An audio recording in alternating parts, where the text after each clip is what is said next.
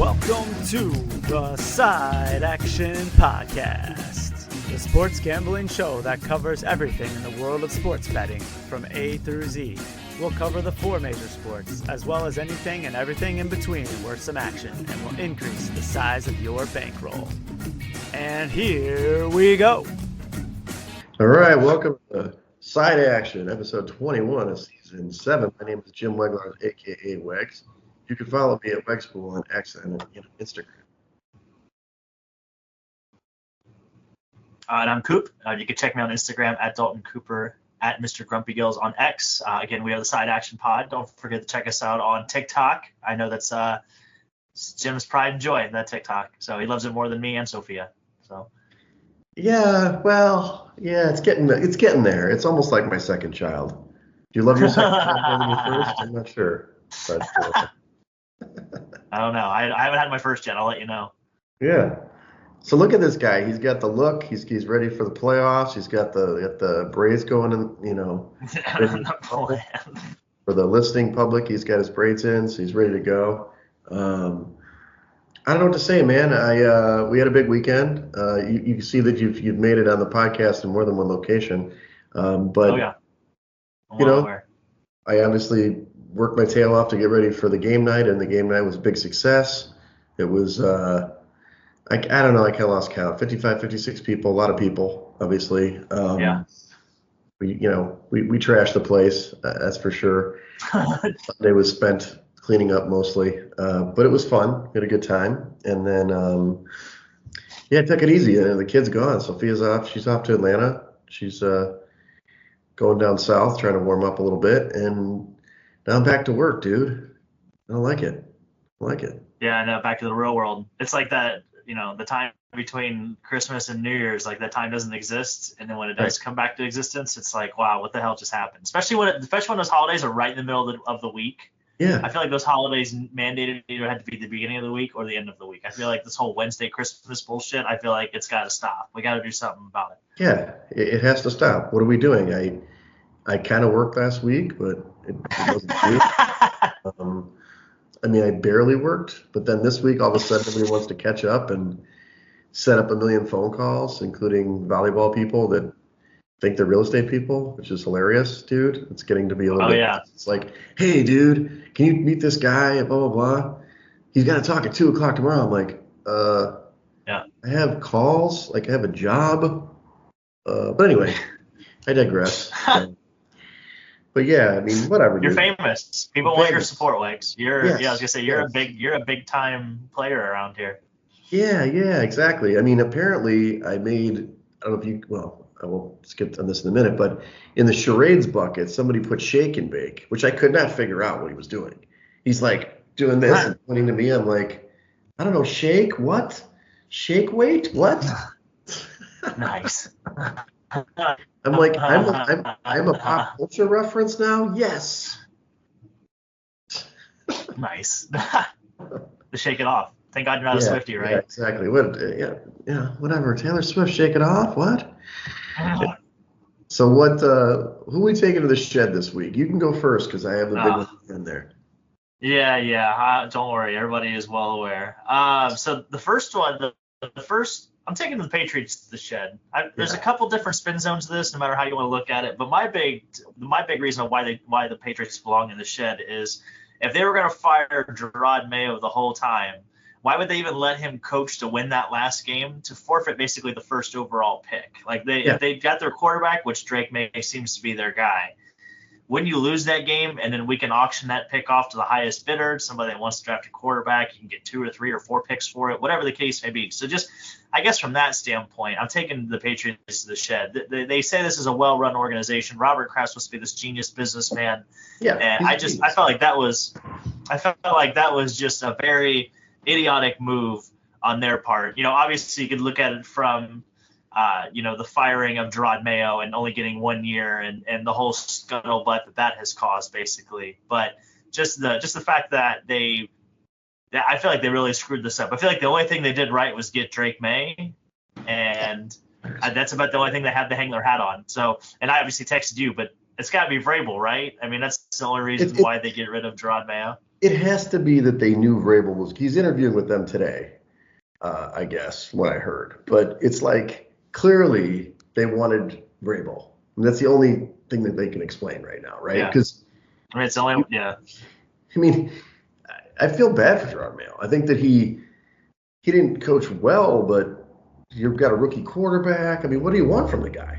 You know? Yeah, they definitely have the least amount of talent on the offensive side of the football in the NFL for sure. Like they let Jacoby Myers walk out the door for nothing, and he was their best receiver by far. So the fact that is just the fact that it's been a shit show on offense for this team like the last 3 years. So putting the Patriots in the shed, and then I'm also putting targeting. I'm putting targeting in the shed. So the Texas-Arizona State game, which I'm sure we'll get to here in a minute. Arizona State had that great comeback and then they ended up blowing the game on a targeting call that wasn't called. So just putting targeting in the bin. Why it's a rule, I have no idea if we're never going to call it. That's all I have to say. Yeah, it's a weird rule. It's a weird rule. If you're not going to call it in a big situation, what are you doing? Why call it to begin with? Yeah. So, yeah, it just completely robbed Arizona State of a chance to win that game. Yeah, I agree with you 100%. By the way, I'm having trouble with my earbuds, and I thought I fixed it. I don't think it's fixed, but now you're in. Okay. So, sorry, we'll probably have some echoing at the beginning of this podcast. So, who am I putting in the shed? I got 3. I used to put a lot of them in the shed. I felt bad because I only put one person on becoming you. So, first we got to do Sam Darnold.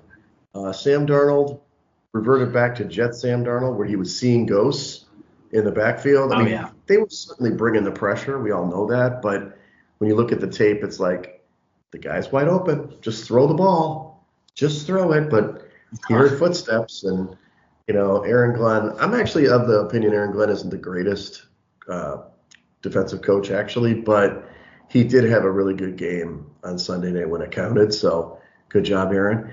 But yeah, Sam Darnold, you stink. So you were in Club Dub many times this year. You go to the shed, sir. I know you're going to bank on that for your pick this week with the Rams, but guess what? Get in the shed, see what happens, see if you can get better. Yeah, well, the Rams don't have home field advantage anymore, so we'll see. Yeah, that's true. And then the second is Dallas Cowboys. What the hell are they doing? Like, we all know I am not a Mike McCarthy guy. I think he stinks. I think he's not a great coach. However, he is a professional football coach. And why are you not letting him interview outside the building? Either give him an extension, fire him, or let him coach somewhere else. They didn't I don't know why the Bears were asking for permission, but they did. And what does Dallas say? No, you can't talk to him. We have exclusive negotiating rights with him. What? Like, you should have already negotiated the extension if you want the guy. So I just think it's really bad form for Jerry Jones, who actually, a bit of an aside, I don't know if I've told you about the show Landman before. Landman is on Paramount Plus. It's about oil in Texas. It's one of those Taylor Sheridan shows that's like, it's not a spinoff of Yellowstone, but it's like the West. I mean, the dude produces that show, Tulsa King, and now Landman. I'm totally into it. Billy Bob Thornton, really good. But Jerry Jones makes an appearance on the show. You might have seen this on X. He did really well. He was basically telling his little life story about how he bought the Cowboys to John Hamm, who's kind of on his deathbed, so to speak, and he's trying to tell him, his life. But my point is, Jerry, you may win an Emmy for that performance, for that 5-second speech, but you are fucking Mike McCarthy. What is the matter? He carried your water this year. The team was bad, but that the moves of the front office have killed this team. We all know that. So Dallas Cowboys, get the shit. Get in there. Yeah. And then the last one is yourself, sir. What the hell happened to you Saturday? So we're having this great party, right? I know it's 55 of our closest friends. It's crazy. I know it's chaotic. It's a lot. I know Lynette couldn't make it. I feel bad. Hope she's feeling better. But the bottom line is, all of a sudden, I look up like, where's Dalton? Where's Dalton? I think he left at halftime. I'm like, he left at halftime? He can't say goodbye? The man can't say, I need to go? What happened? And the other thing too, I was standing in the kitchen and I had a couple wings in my hands. I was enjoying it because so I asked you where the wings were from because I thought they were fantastic. But I had that really white good. Bengals jersey on, and I turned around and somebody knocked a wing, and I dropped like a chicken wing all over down my white shirt. So I didn't want my jersey to get ruined either. So I was like, okay, well, I got to get the hell out of here so I can not ruin this jersey. The good news is I got it out of the washer today, or I guess yesterday. No stain. You know, we had soda water. We could have put some soda water, club soda on it. I had some OxyClean. It could have helped you in that situation. But Hangry Joe's is where the Hangry Joe's. Yeah. Not a promotion, but Hangry Joe's in Edgewater. So, so you had to, it was about the jersey. Okay, so you're going to the shed to think about the jersey. You know, I got washing machines in the building. I mean, I could have helped. Buddy. I'm gonna enjoy more of that mac and cheese too. That mac and cheese was really good. Well, that was, that's Caesar's creation. I couldn't stand not being on Team Hearts either because, they had this cool chant, and I didn't have a cool chant. Yeah. So. What team were you on? Diamonds. Yeah, Diamonds. Okay. So you were on so what you split? Yeah, exactly. You were on Tanya's team. Second place. We're on the first place. Yeah, we're the first losers. Yeah. The funniest thing was two things here. First of all, were you there when I was explaining Monkey Tail? Did you see the demo? I saw the demo, but I did not get to participate in the demo. So for the listeners and the viewers at home that were not at the party, it's a silly game that my sister sent me. It's like this blow-up monkey tail that you wear a belt. And, of course, I Wegsified it where you're basically supposed to pick up these tails and put them down or whatever you're supposed to. They're these like little arches. So we had like a little relay race going. And, of course, I tried it initially, and it was really hard. And so I showed people how to do it. And I'm, like, thrusting my hips, and everybody's going wild. But the truth of the matter is you got more points if you did it the reverse way, the reverse Wegs, if you will, which means something else. But anyway, so nice. Our team figured out, like, because I said you could have teammates can help each other. And so we were like, I didn't do anything. I just leaned back, and Lee and our pan like just guided me into the into the arch, so to speak. And so we won. But in typical fashion, like Tanya was like, is it okay if they go to one knee? Because you didn't say that. I'm like, I've never played this game in my life. Like, I'm not going to hold people accountable because James Pacheco is getting down in one knee to do this thing because it's still ridiculous. But anyway. It was a good time. And the funniest, I think I will say that we'll implement this next year. Usually, back in the day when it was like 30 people or even 50, we did a picture, like a whole group picture, which was fun.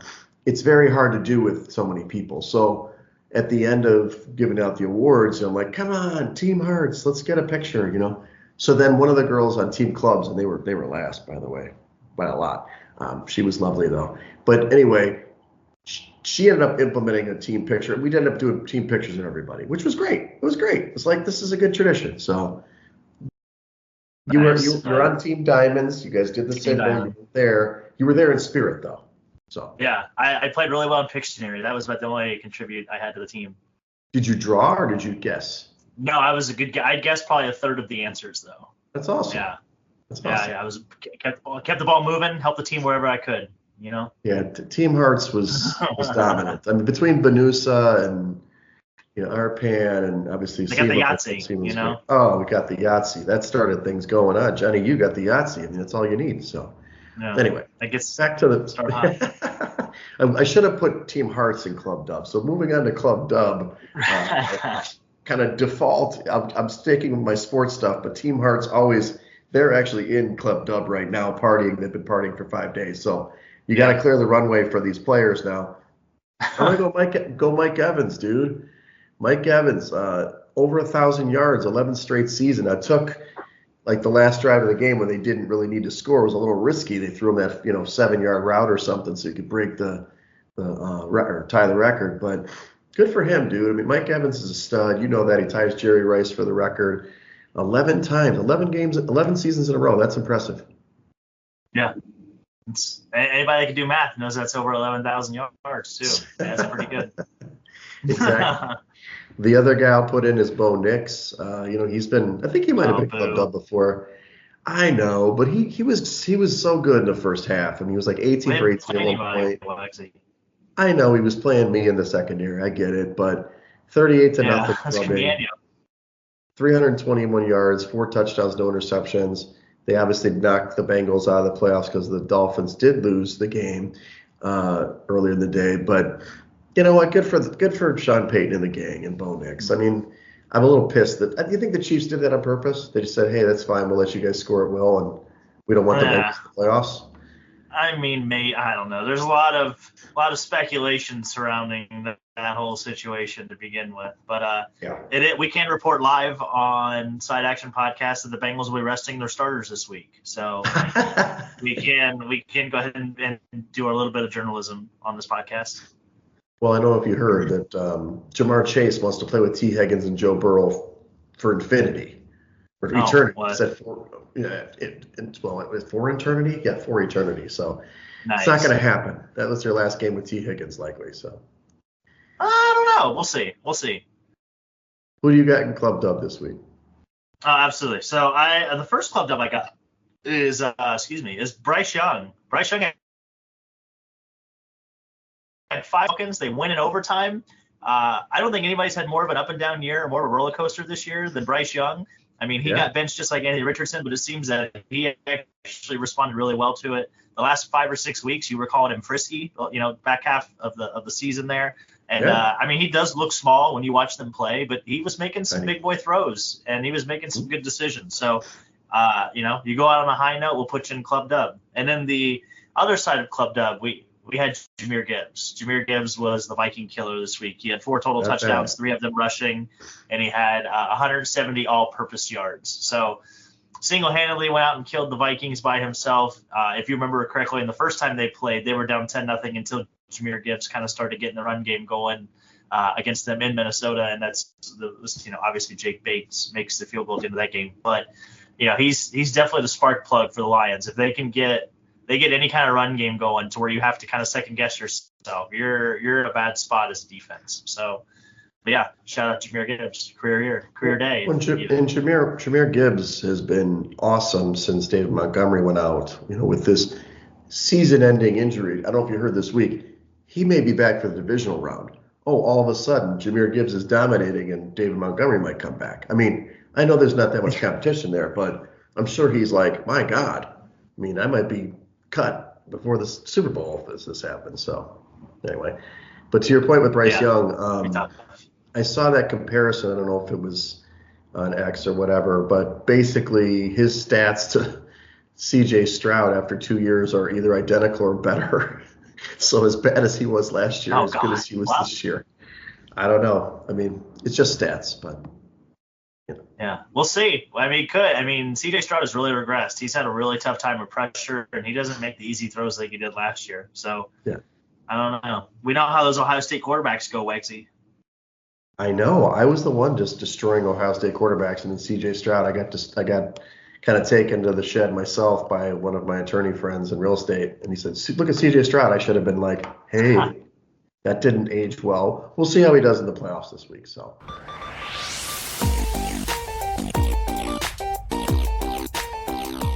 Well, let's move, today, right now, as we're speaking, the game is going on, so we can't really talk much about the Final Four for college football. We could say what's happening, I suppose. The game started already, right?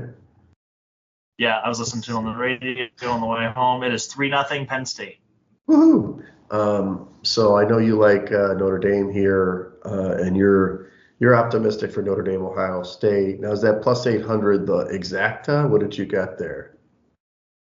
Yeah, it's plus 800 just for those two to play in the national championship game. Oh, it doesn't. You don't have to pick the winner. It's just those two people. No, I mean I did. Yeah, I need those two to play. I did put a future on Notre Dame to win the championship, but yeah, if those two just play, it's plus 800. So, So the way it kind of lays out for the schedule, they will play the championship a week from Monday, right? Is that correct? Yeah, the week for the 20. Yeah, the 20th or 21st, whatever that is. So we can talk about the championship next week. We'll obviously know the results of these games, which are a little bit of a delay since they were New Year's. They kind of like to get 10 days off, which is kind of nice for them. Now you said you did bet the Notre Dame money line already for this game? Yeah, you could. I got it minus 118. I parlayed the Notre Dame money line with the winner of the second game, which, spoiler alert, I think I'm going to take the Buckeyes on the money line. They're minus 225. You can parlay those options together, and it's plus 166. Or you could take Penn State and Ohio State together, which is probably the most other likely outcome, and that would be plus 186. So still plus money out there for you. Yeah. So which I don't think is terrible. No, plus money's great, especially Ohio State. I mean, it would be. We know we talked last week about Texas. Maybe they'll pick it up. But if Ohio State, I mean, even if they play at 75% of what they've been doing the last couple of weeks, they're gonna probably do it. But that would be probably the bigger upset right now, if that happens, if Texas gets the win. Yeah, if there's an offensive line built to handle the pressure that Ohio State can bring, it is Texas. So that's the only thing I would worry about. And then again, can Will Howard play 3 really good games in a row? I have no idea. Exactly. We'll see. That'd be my biggest reservation. There you go. Well, let's get into the NFL, Coop. We'll go over the recap. It wasn't a great week again, but underdogs ruled the day finally. They finally flipped the script. Finally. It took them all season. 10-6 on the week. I know, where you been? And then the overs again, 11-5. So it's kind of interesting. Normally, underdogs are correlated with unders, and favorites are correlated with overs, but that trend has not happened in the last 5 weeks. It's been kind of weird. It's a bizarro world. So Bengals got a push in the contest last week. They did win the game over Pittsburgh 19-17, but did not cover the number ultimately. I think they closed at 2.5, so they didn't actually cover the real number, but the spread number was pushed. Yeah, they actually didn't. Yeah.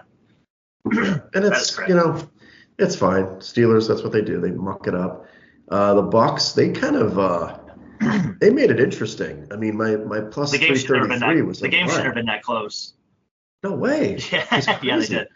Yeah. All of a sudden, Spencer Rattler's like pulling some game. I was like, what is this? You guys are done, remember?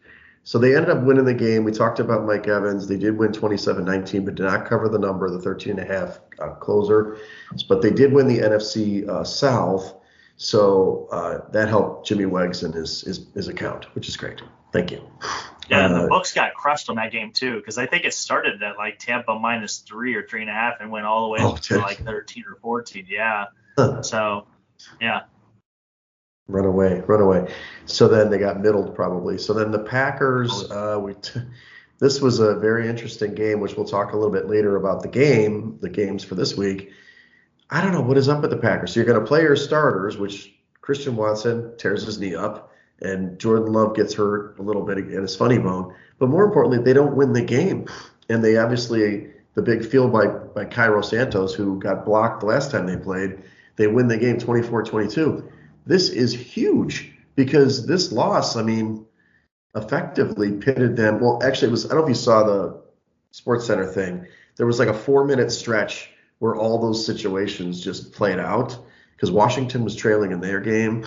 The Packers were obviously losing their game. But the Packers going from the 6th seed to the 7 is horrible. Now they got to play the Eagles. I mean, that's a huge difference than playing the Bucs. Yeah, no, for sure. Well, I mean, they already got to see them once. They played in Brazil, so maybe they can hang tough. I don't know. We'll see. And then the Bills, we talked about. They did start. Josh Allen took the snap, got off the field, and then, as you mentioned before, Gerard Mayo wins the game but gets fired. 23-16. Yeah, Joe Milton. Joe Milton, baby. He guy's got a hand cannon. Look at that gun he's got on him. He's throwing the ball like across the field, like full bore. Good for him. Yeah. We mentioned the Panthers winning in overtime against Atlanta, which helped either way. As soon as Tampa obviously already won the division because they won, but Carolina winning the game outright knocked out Atlanta either way, so that was good. But 44-38, it wasn't like Penix played bad. It's just the defense you can't hold up. Yeah. Then you got the Jets. Sorry, Dalton. I know you gave up on the Finns a while ago, but they finally got a win. The Jets hadn't won for weeks, and Aaron Rodgers obviously got his last touchdown. They win 32-20, but I was just surprised that obviously we talked Tua didn't play. The Finns didn't put up much of a fight in this one. No, I think they saw the score in Denver pretty quickly, and they recognized it was over. And then you got Tyreek after the game, went out and showing frustration. It's just a real shit show right now. I'm even more Dolph out because they're bringing Chris Greer back, which makes no sense to me at all. And literally all these people are keeping their jobs, and it just makes no sense to me. Yeah, no change. I mean, Mike McDaniel obviously is going to be there, so we'll see what happens next year. The Chiefs, we talked about them getting destroyed 38-10, and then the Vikings, they were in the red zone like 4 times, 4 times at fourth down and, whatever. They just couldn't score a couple of field goals, and obviously Darnold couldn't hit anybody. And because the game was tight until that third quarter, all of a sudden Jahmyr Gibbs goes off and big plays. So we'll see. They obviously lose the 1 seed. Detroit gets the 1 seed, and that's pretty critical for everybody. Yeah, because like I said, I think there's a sleeping giant at the 4 seed. So. Yeah.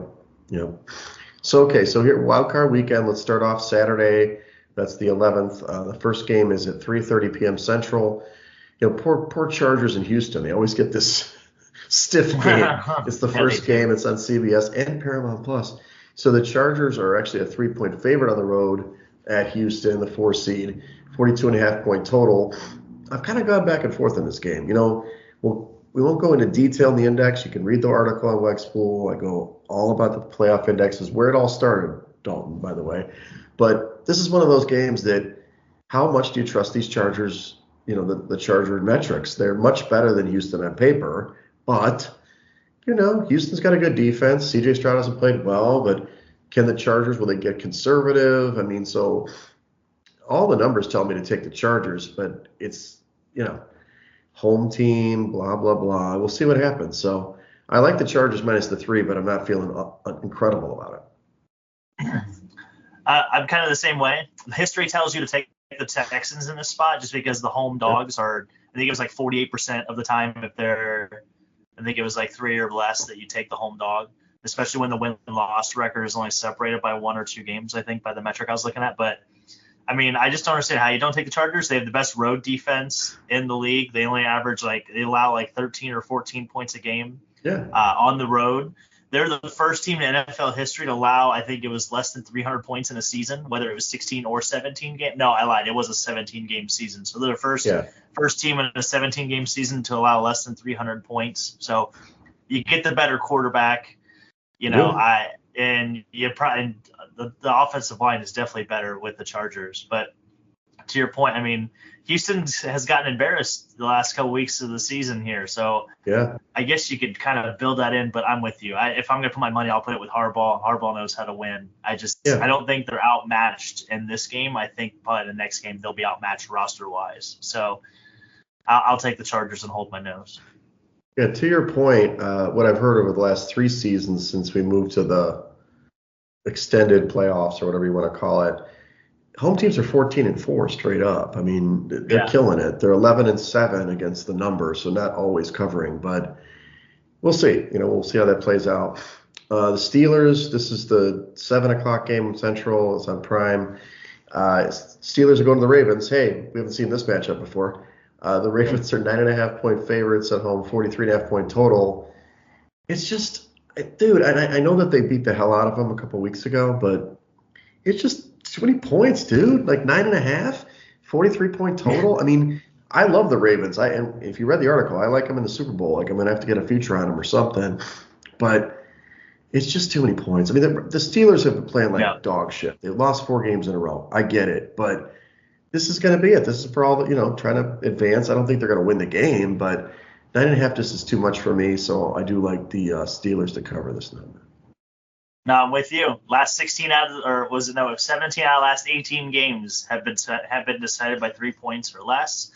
And obviously that one outlying occasion was just a couple weeks ago. So I'm with you. I'm taking the points. That's where the value is. These two teams know each other. I love the under in this game too. Okay. Just for that same factor. It's going to be cold. It's going to be shitty. The weather is not going to be that great. So yeah, I like the under here, but I think Baltimore wins the game. But yeah, 9.5 is too many for my liking. Yeah, that's fine. So we move to Sunday. There's 3 games on Sunday. First one at noon. It's noon Central. This is the Broncos going to the Bills. The Bills are a robust 9-point favorite at home, 47-point total. This is another one. I like the Bills a lot. I think they're a great team, but their defense isn't that great. And as much as you got Bo Nix on the road as a rookie, I totally get it. It's not a good situation, but his defense is pretty good. I think they're going to stay within the 9. A lot of people love them to blow them out. I don't see that at all. So it's not on my top picks per se. I like the total under actually in this game, 47. I'm sorry, did I say over? Over. I'm sorry, over in this game, 47. Okay. But I think this is way too many points. I would go Broncos if I had to take a side with the total over. We're agreeing way too much. That means everybody listening to this podcast should everybody should just take the other side of this because I feel the same way. We never agree. The Broncos defense is healthy. Yeah, I know, right? Riley I think it's Riley Leonard, I think is the corner's name that they get back. Their defense is definitely healthier, which is, I mean, when they like to play man coverage, which Josh Allen doesn't really have a favorable wide receiver, so I think that man coverage is going to do a lot of good things for them. If anything, it's going to be the James Cook show. If this does turn out a blowout, I think it's because James Cook has a big day rushing. But again, I think 9's too many. I see this more as like a 4.5, 5-ish. Of course. I feel like you're getting way. I do like your overplay as well. I would definitely take the over, but I would definitely take the Broncos. Sean Payton is a good coach. I think Sean Payton is a better coach than McDermott is. So if I had to take somebody, I would take Payton over McDermott. So I feel like he's got some up his sleeve. He'll have him ready to play. There you go. And just to since you're reading my mind this week, at least for right now, I guess I made it 3 points or 3.5 points, not 4.5. But I mean, to your point, I think it's way too high. The other play I like in this game, and I'm not a big prop guy this early, but this guy's been dazzling, and I've been able to listen to some gambling stuff this week. Marvin Mims, dude. This guy's like a revelation. His total right now is 41.5 receiving yards. I would go over that. I'm probably going to ladder him. Rivers only goes up to the next rung, which is 49.5 plus 132. But I'm hoping they extend that out maybe as we go forward. But this kid's been involved, and I think what's going to happen is you're going to get dump-offs by Bo Nix all the time to this guy. So a little run after the catch doesn't hurt either. He's their deep threat, though, isn't he? He goes deep intermediate. Okay. But I think what they're going to do is do a lot of wide receiver screens with this guy to try to get him shaken loose a little bit. So we'll see what happens. Gotcha. Yeah, Kevin Harlan says his name so well. He's called Mims. He's called Mims.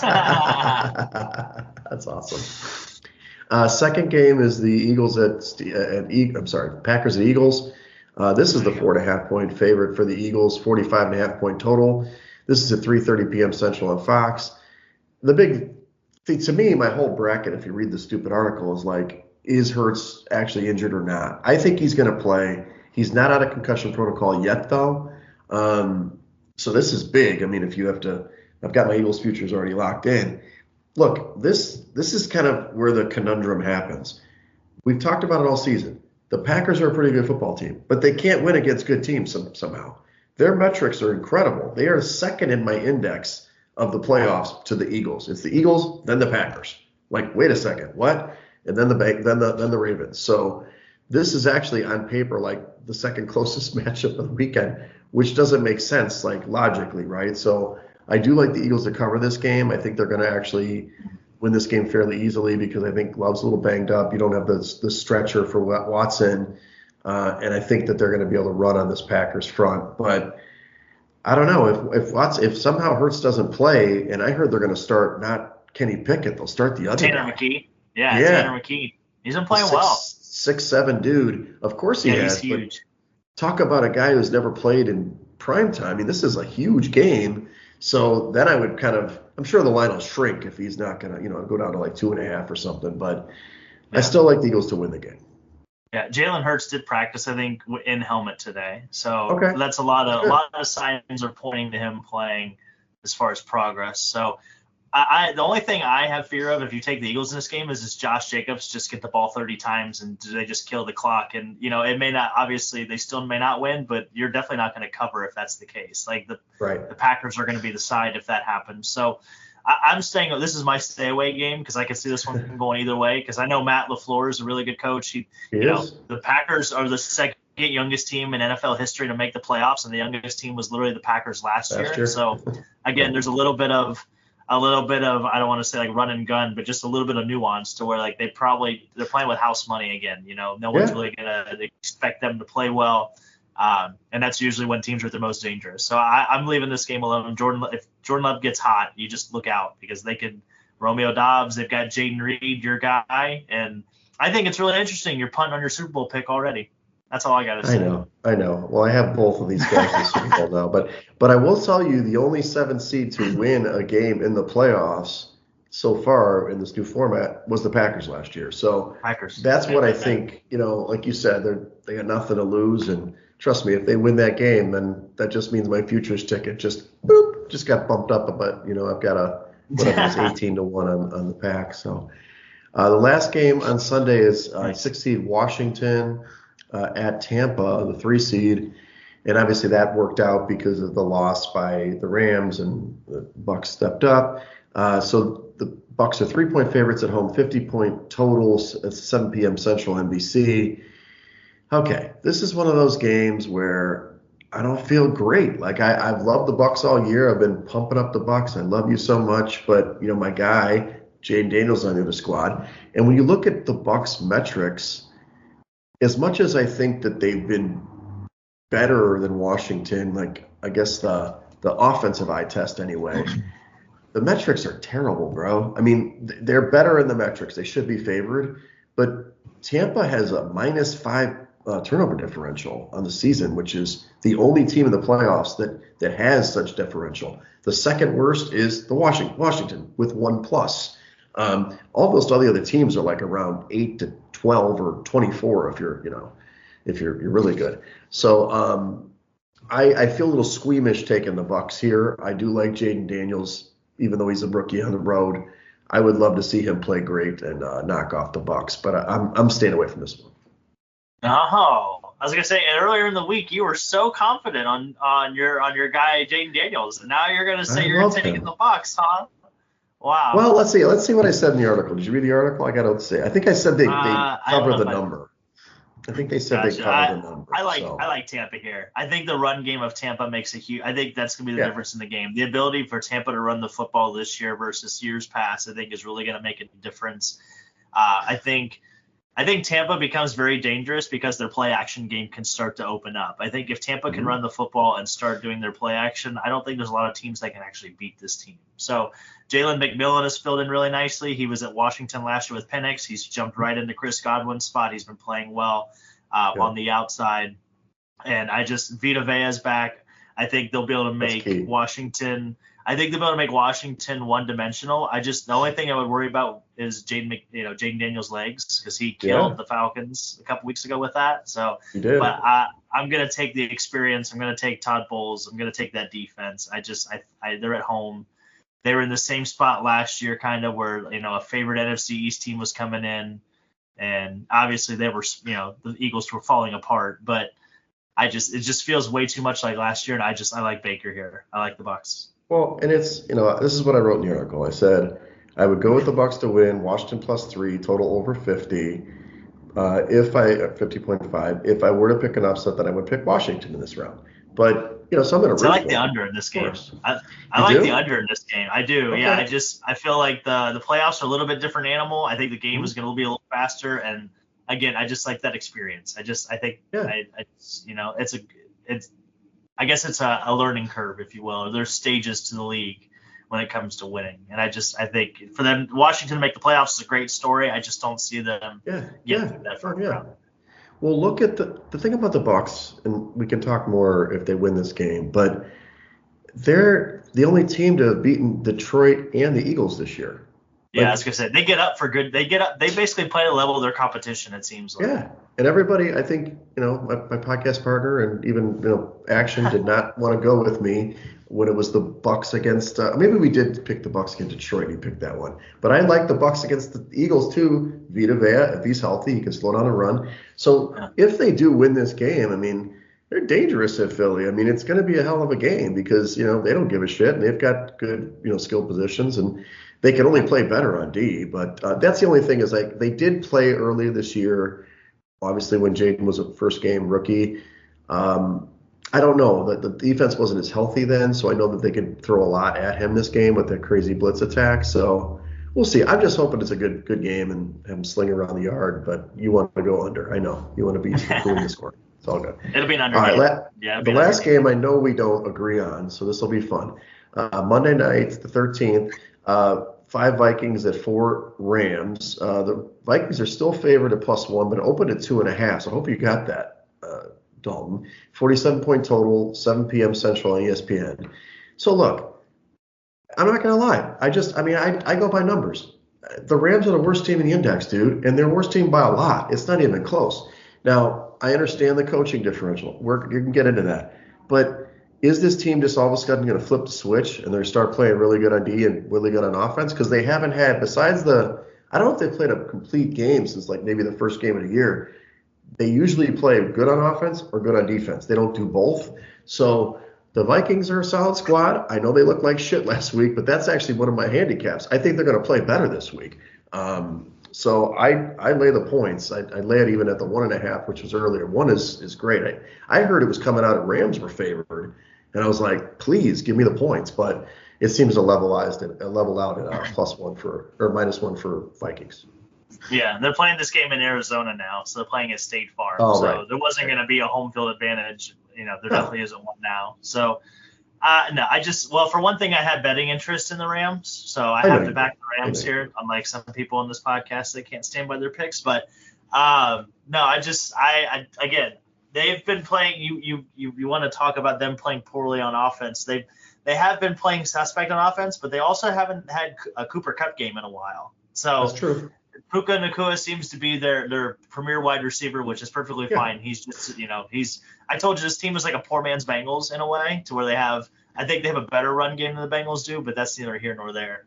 Right. But yeah, I'm going to take the experience. Sam Darnold plays at the biggest game, the most pressured situation he's faced in his whole career. And, True. And he kind of pumpkin, and I just don't see. I mean, he did play poorly, and this Rams defense is probably, I don't know. I feel like defensive line-wise, they can create more pressure than the Lions did, but I just feel like Lions defense, please. I just feel like to put my money on Sam Darnold 2 times in a row just feels like a mistake, and I would rather take the better coach, the better quarterback. Yeah. And, I mean, O'Connell is a Sean McVay guy. So if anybody's going to know O'Connell, it's going to be Sean McVay. So I don't know. We'll see. I still think the Rams are dangerous. If they can get by this first round, I think they're dangerous. So, and I really want to see the conference championship both be played in LA. I want to see the Chargers and Rams both play in the conference championship. Oh, wow. So we can see how the whole dog and pony show goes. You and I could get tickets to those games. I don't think anybody locally would see that game. But no, I hear you. Look, we talked about this. The Rams have obviously, former MVP quarterback. They've got a really good young defender, on the edge with Verse, great receiver, good running game. That's key. And you saw that they couldn't hold up. The Vikings couldn't hold up against the Detroit running game, which is excellent, obviously. So yeah, they've got the makings of it. And I do like them I like the matchup against Detroit because I think Detroit was smoke and mirrors last week. They did get Anzalone back. We didn't talk about that. He makes their defense a little bit better, but he doesn't make the defense, right? There were still gaps to be found in that defense. So, but we'll see. I think the NFC is wide open still. It should be fun, especially the Hurts injury looming over it. It's like if that dude gets a concussion and they're out, I mean, like my Super Bowl future is dead. But have to bet actual games now.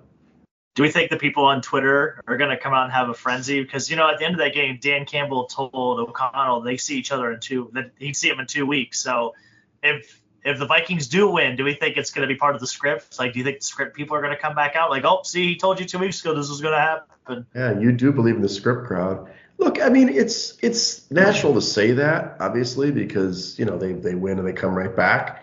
So I honestly think Minnesota will lose that game again. I don't think they will win that game. So the Rams probably have a better chance of beating them just because it seems like they have their number. I don't know what it is, but whether it's Darnold or something else. But I thought the defense played pretty good for about, 2.5 quarters, but they just kind of wore down all the time. The defense kept them in it, for sure. They did. All right, so my best bets this week were the Chargers on the road -3, the Eagles -4.5, Denver Buffalo over 47, and then my guy, what did you say? The catch by He's got Mims. He's got Mims. He's got Mims for 41.5 yard receiving yards, and he's going to do it again at 49.5. Nice. I was going to say, you're going to run the ladder up to like 70, 80, eh? It just didn't have the options. So I'm going to wait a little longer, though, to have more options. I only had 2. I'm not going to do the – I can do the I'll over. check out DraftKings, I guess. Yeah, maybe I'll check out DraftKings. What about yourself? Yeah, so I've got Pittsburgh. I'm taking the plus 9.5. I'm taking the Pittsburgh Baltimore under at 43.5. I'm taking Tampa Bay -3. I'm also taking the under 50 in that game, and then I'm going to take the Denver Buffalo over 47. A lot of totals there. I like it. Look at this. And it was down to 46.5 when I looked this afternoon, by the way. So should have got in on it. Yeah, should have got in there. So just to put a cap on the season, I probably should have put this up by the week 18, but 8 survivors made it, Coop. 8 survivors. 8 got knocked out this week, and then 8 made it. So 8 people split the pot. They all made $1.783 million, buddy. So that could be that's pretty good. Year. That's not bad. Yeah. I'll take it. I'll take a little cheddar cheese. I know who's paying for the Vegas trip next year if that happens. That's all I got to say. There were some funny stories. If you listen to, he'll do his whole thing again where he did basically a TV show for 4 or 5 episodes on YouTube about it. But it's kind of fun seeing those guys go crazy when they're watching the games and stuff like that. The guy who won the Millionaire Maker, the picks contest, he did well, but it was the lowest total ever. Like it was 60, I think it was like 68.8%, which is still awesome. Oh, obviously. Wow. Yeah. But 62 points, it was like 60, whatever, 24 and 4 or whatever the number was. So, it was a little bit down. The money cutoff was about 61%, which I always target that 60%. We obviously weren't even over 50, but it's a little disappointing year, but it turns out it was just a rough year for us sharps. In my personal contests with my buddies, I did finish last, I think, which is funny. No. I was like first 2 years in a row. Then the last year I lost in the last game of the year. I came in second, and this year I was down by like 20 some picks. I mean, and I'm not saying the guy was just a homer, like pick favorites, but in that contest the lines freeze on like Tuesday. So in that contest, that was one of those 58% favorites came in, right? Yeah. And dude finished at like 58.7%, or so he got a little bit better, like a pick or 2 better. Where I was actually at 50%. That's not bad for me overall. Like when I think I won the title once at like 50%, but it's just, it was the year of the favorite. It's just not great, but it's always next year. Yeah. You contrarian, Bastard. Doesn't bode well. Yeah, go with the public.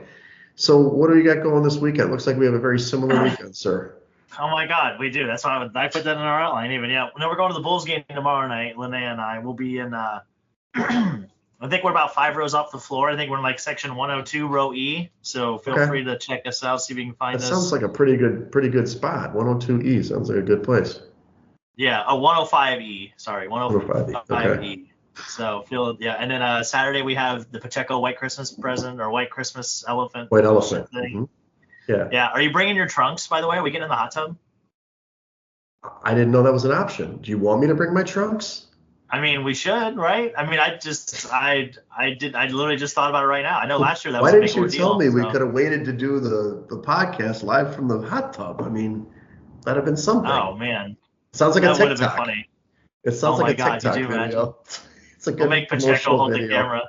Yeah. The Pacheco. So yeah, I will bring my trunks now. I did not realize that was an option. I've never been in a hot tub with James Pacheco. I can't wait. I just can't wait. Yeah. I think it was like a big thing last year. I didn't stay long enough to get into the hot tub, but then I do remember they were talking about. Yeah. It's kind of a late night drunken, let's get in the hot tub. Well, you know what? I mean, I was too busy at my party. I wasn't like, making moves. Yeah, you didn't get to enjoy the party. Exactly. Yeah. I don't really enjoy the party until it's over and then everybody's leaving, and some people leave at halftime, and I'm like, where's everybody going? I can have fun now.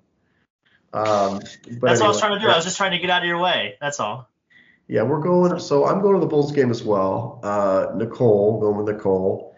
I don't think she's a listener much, but you know Nicole. So it's this guy. He's a mafia guy. He's turning. He's a little older guy, 55. He's getting the double nickel birthday. It's kind of cool because we go to the game, and then he's got. I don't know if maybe you guys can sneak in. We're going to like the Kettle One Club afterwards or something. It's like it's a bar basically.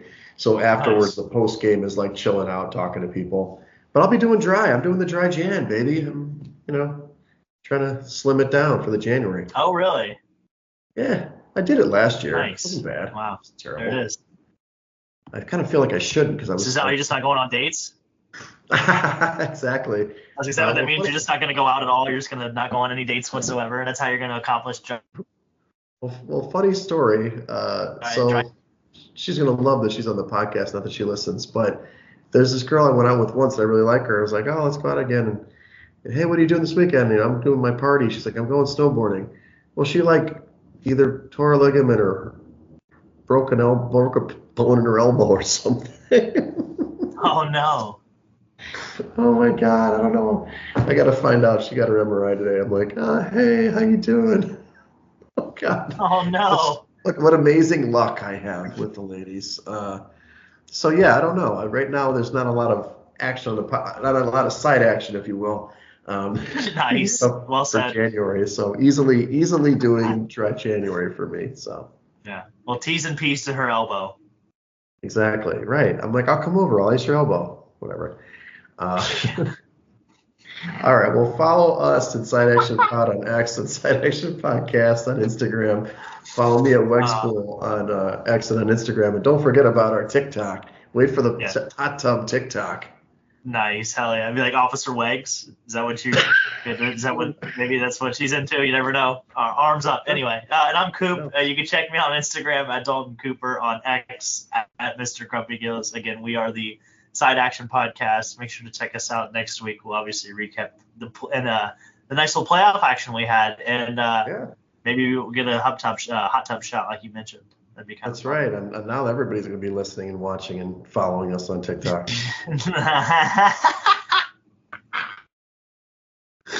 All right, everybody. Take care. That's a wrap for this episode of the Side Action Podcast. We appreciate all of your listens and thank you for joining us. We'll see you all again next week on Thursday for some more hot picks and side action.